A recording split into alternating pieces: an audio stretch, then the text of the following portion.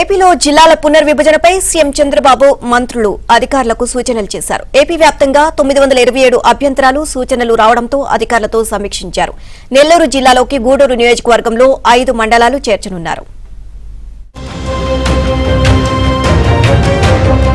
ఏపీలో జిల్లాల పునర్విభజనపై స్వల్ప మార్పు చేర్పులతో ముందుకెళ్లాలని ముఖ్యమంత్రి నారా చంద్రబాబు నాయుడు అధికారులను ఆదేశించారు. జిల్లాలు, డివిజన్లు, మండలాల పునర్విభజన ప్రాథమిక నోటిఫికేషన్ పై వ్యక్తమైన సూచనలు, సలహాలను పరిగణలోకి తీసుకుని తుది నోటిఫికేషన్ ను జారీ చేయాలని సూచించారు. గత నెల 27న జిల్లాల పునర్విభజనపై ఏపీ ప్రభుత్వం ప్రాథమిక నోటిఫికేషన్ జారీ చేసింది. కొత్తగా 3 జిల్లాలు, 5 రెవెన్యూ డివిజన్ల ఏర్పాటుతో సహా వివిధ మార్పులపై నోటిఫికేషన్ విడుదల కాగా దీనిపై నెల రోజుల పాటు ప్రభుత్వం అభ్యంతరాలను స్వీకరించింది. ఏపీ వ్యాప్తంగా మొత్తం 927 అభ్యంతరాలు, సూచనలు రాగా వాటిపై క్యాంపు కార్యాలయంలో మంత్రులు అనగాని సత్యప్రసాద్, నారాయణ, అనిత అధికారులతో ముఖ్యమంత్రి చంద్రబాబు సమీక్ష నిర్వహించారు. గూడూరు నియోజకవర్గంలోని 5 మండలాలను తిరిగి నెల్లూరు జిల్లాలోనే కలపాలని ముఖ్యమంత్రి అధికారులకు స్పష్టం చేశారు. అలాగే రైల్వే కోడూరును తిరుపతి జిల్లాలో, రాయచోటిని మదనపల్లి జిల్లాలో, రాజంపేట, సిద్ధవటం, ఒంటిమిట్టను కడప జిల్లాలో విలీనం చేయాలన్న అంశంపైన చర్చ జరిగింది. అయితే దీనిపై తుది నిర్ణయం తీసుకోవాల్సి ఉంది. విస్తీర్ణం పరంగా పెద్దదైన ఆదోనిని 2 మండలాలుగా విభజించాలనే అభిప్రాయానికి వచ్చారు.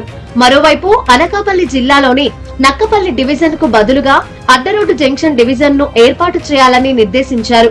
మునగపాకను అనకాపల్లి డివిజన్ లోను, అచ్యుతాపురంను అడ్డరోడ్డు జంక్షన్ డివిజన్ లోను చేర్చాలని సమావేశంలో నిర్ణయించారు.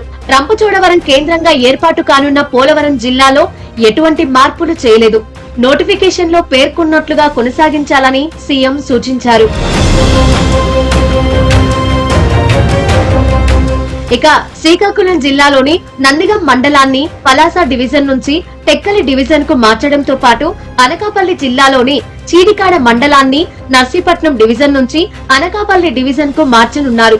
కాకినాడ జిల్లాలోని సామర్లకోట మండలాన్ని కాకినాడ డివిజన్ నుంచి పెద్దాపురం డివిజన్ కు, అద్దంకి రెవెన్యూ డివిజన్ లోని అద్దంకి, బల్లికురవ, సంతమాగులూరు, జేపంగులూరు, కొరిసపాడు మండలాలను ప్రకాశం జిల్లాలోకి మార్పు చేయనున్నారు.